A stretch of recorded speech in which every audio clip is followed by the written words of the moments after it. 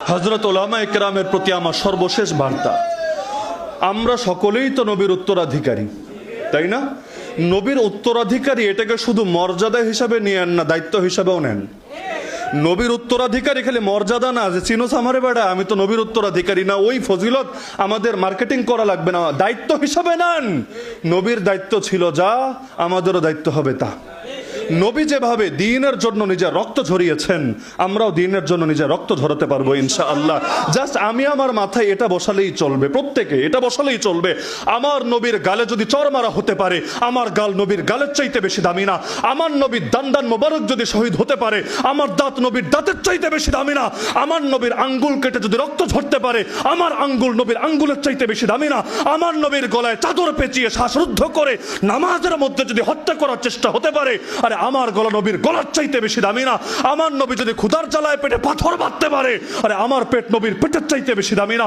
আমার নবী যদি 3 বছরের বেশি জেল খাটতে পারে, অবরুদ্ধ থাকতে পারে, আমার জীবনের বছরগুলো নবীর চাইতে বেশি দামি না। আমার নবী যদি নিজের দেশ ত্যাগ করতে বাধ্য হতে পারে, আরে আমার গৃহ, আমার এলাকা, আমার সমাজ, আমার থানা, আমার জেলা কোনোটাই নবীর চাইতে বেশি দামি না। এমনকি এত কিছুর পরও আমার নবী যদি দ্বীনের পথ না ছাড়ে, আমরাও পাপী উম্মত নবীর দেখানো আদর্শ অনুসারে কিছুতেই দ্বীনের পথ ছাড়তে পারি না।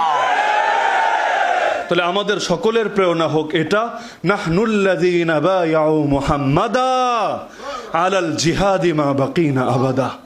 আমরা সেই জাতি যারা মুহাম্মদ সাল্লাল্লাহু আলাইহি ওয়াসাল্লামের হাতে হাত রেখে বায়াত করেছি, যতদিন বেঁচে থাকবো জিহাদের পথ ছাড়বো না। তা আমরা তো আর ডাইরেক্ট নবীর হাতে হাত রেখে বায়াতবদ্ধ হতে পারলাম না, কিন্তু আমরা অন্তত নবীর কোন অনুসারীর হাতে হাত রেখে তো বায়াতবদ্ধ হতে পারবো যে ইনশাআল্লাহ যতদিন বেঁচে থাকবো দিন কায়েমের পথ আমরা ছাড়বো না।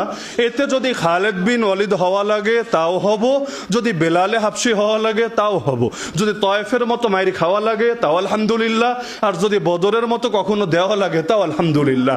আমরা যদি বিজয় দেখে যেতে না পারি, সুমাইয়া রাদিয়াল্লাহু আনহার মতো আগেই শহীদ হয়ে যাই তাও আলহামদুলিল্লাহ। আর যদি আবু হুরায়রা রাদিয়াল্লাহু আনহুর মতো এমন জীবন পাই যে এক সময় ক্ষুধার জালে অজ্ঞান হয়ে পড়ে থাকতো, আর পরের জীবনে নাক মুছতো যেই রুমাল দিয়ে, সেটাও রেশমের তৈরি রুমাল ছিল, তাও আলহামদুলিল্লাহ। সব হালতে আলহামদুলিল্লাহ। তো দ্বীনের সঙ্গে কোনো কম্প্রোমাইজ করতে আমরা রাজি না। সুতরাং আল্লাহর ওয়াস্তে, আল্লাহর ওয়াস্তে, আল্লাহর ওয়াস্তে আলেম হয়ে সেকুলারদের ব্যবহৃত টিস্যু হতে যায় না। দ্বীনের জন্য কিছু করতে যদি নাও পারেন, অন্তত দ্বীনের বিরোধীদের হাতকে শক্তিশালী করতে যায় না। না হলে আপনারা চলে যাবেন, ইতিহাস লিখবে কিছু মীর জাফর, কিছু মীর সাদেক, তারা যুগে যুগে এভাবেই বিভ্রান্ত করেছিল জাতিকে। একটা ফতোয়া কখনো দ্বীনের বিজয়কে এগিয়ে দিতে পারে, আবার একটা ফতোয়া দ্বীনের বিজয়কে অনেক পিছিয়ে দিতে পারে।